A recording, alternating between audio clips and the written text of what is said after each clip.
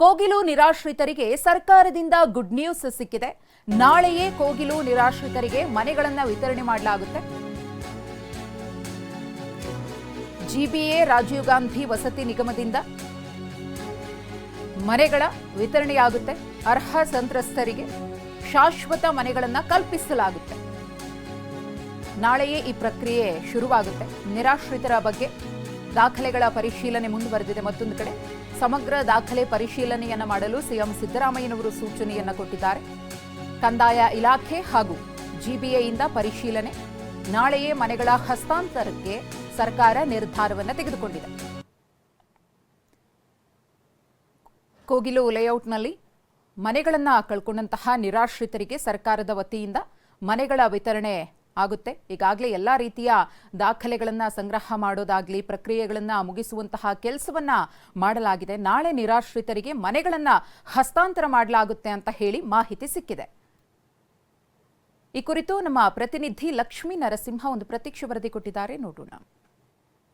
ಬೆಂಗಳೂರಿನ ಯಲಹಂಕ ಬಳಿಯ ಕೋಗಿಲು ಗ್ರಾಮದಲ್ಲಿ ಸರ್ಕಾರಿ ಜಾಗವನ್ನು ಒತ್ತುವರಿ ಮಾಡಿಕೊಂಡಿದ್ದವರನ್ನ ಅಧಿಕಾರಿಗಳು ತೆರವು ಮಾಡಿದ ಬಳಿಕ ಅಲ್ಲಿ ಯಾರು ನಿರಾಶ್ರಿತರಾಗಿದ್ದಾರೆ, ಮನೆಯನ್ನು ಕಳ್ಕೊಂಡಿದ್ದಾರೆ, ಅವರೆಲ್ಲರಿಗೂ ಕೂಡ ಮನೆಯನ್ನು ಕೊಡಬೇಕು ಅಂತ ರಾಜೀವ್ ಗಾಂಧಿ ವಸತಿ ನಿಗಮ ಸಜ್ಜಾಗಿದೆ. ಆಗಲೇ ಮಾಹಿತಿಯನ್ನು ಕಲೆ ಆಗ್ತದೆ. ಹಾಗಾದರೆ ರಾಜೀವ್ ಗಾಂಧಿ ವಸತಿ ನಿಗಮ ಕೊಡ್ತಾ ಇರ್ತಕ್ಕಂಥ ಮನೆಗಳು ಹೇಗಿದೆ, ಆ ಒಂದು ಅಪಾರ್ಟ್ಮೆಂಟ್ ಹೇಗಿದೆ ಅನ್ನೋ ನಿಮ್ಗೆ ತೋರಿಸ್ತಾ ಹೋಗ್ತೀನಿ. ಇದು ಬೆಂಗಳೂರಿನ ಏನು ಕೋಗಿಲು ಇಂದ 5 ಕಿಲೋಮೀಟರ್ ಅಂತರದಲ್ಲಿರ್ತಕ್ಕಂಥ ಹೊಸೂರು ಬಂಡೆ ಬಳಿಯ ಬೈಪ್ನಹಳ್ಳಿ ಗ್ರಾಮದಲ್ಲಿ ರಾಜೀವ್ ಗಾಂಧಿ ವಸತಿ ನಿಗಮ ನಿರ್ಮಾಣ ಮಾಡಿರ್ತಕ್ಕಂಥ ವಸತಿ ಸಮುಚ್ಚಯ ಇದಾಗಿರ್ತಕ್ಕಂಥದ್ದು. ರಾಜೀವ್ ಗಾಂಧಿ ವಸತಿ ನಿಗಮ ಮನೆಯನ್ನ ಕೊಡ್ತಾ ಇದೆ. ಹಾಗಾದ್ರೆ ವಸತಿ ನಿಗಮ ಕಟ್ಟಿರ್ತಕ್ಕಂಥ ಅಪಾರ್ಟ್ಮೆಂಟ್ ಹೇಗಿದೆ ಅನ್ನೋದನ್ನ ತೋರಿಸ್ತಾ ಹೋಗ್ತೀನಿ. ನನಗೆ ಅದೇ ಒಂದು ಅಪಾರ್ಟ್ಮೆಂಟ್ ಅಲ್ಲಿ ಇದ್ದೀನಿ. ಬೆಂಗಳೂರಿನ ಹೊಸೂರು ಬಂಡೆ ಬಳಿಯ ಬೈಪ್ನಹಳ್ಳಿ ಗ್ರಾಮದಲ್ಲಿರ್ತಕ್ಕಂಥ ಈ ಒಂದು ಅಪಾರ್ಟ್ಮೆಂಟ್ ನೀವು ನೋಡ್ತಾ ಇದ್ದೀರಾ.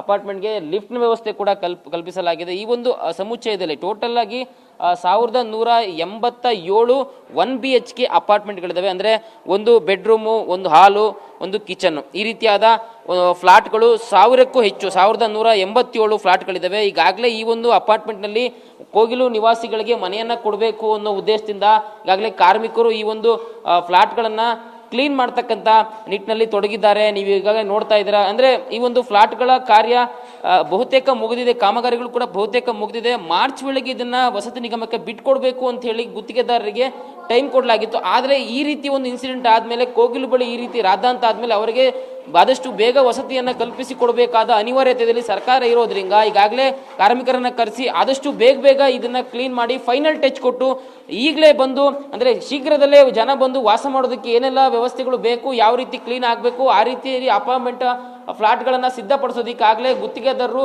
ಎಲ್ಲ ಸಿದ್ಧತೆಗಳು ಮಾಡ್ಕೊಂಡಿದ್ದಾರೆ. ಒಂದು ಮಟ್ಟಕ್ಕೆ ಏನು 150ಕ್ಕೂ ಹೆಚ್ಚು ನಿವಾಸಿಗಳು ಈ ಒಂದು ಅಪಾರ್ಟ್ಮೆಂಟ್ಗೆ ಬರೋರಿದ್ದಾರೆ. ಹೀಗಾಗಿ ಒಂದು ಅಪಾರ್ಟ್ಮೆಂಟ್ ಸಜ್ಜಾಗ್ತಾ ಇದೆ.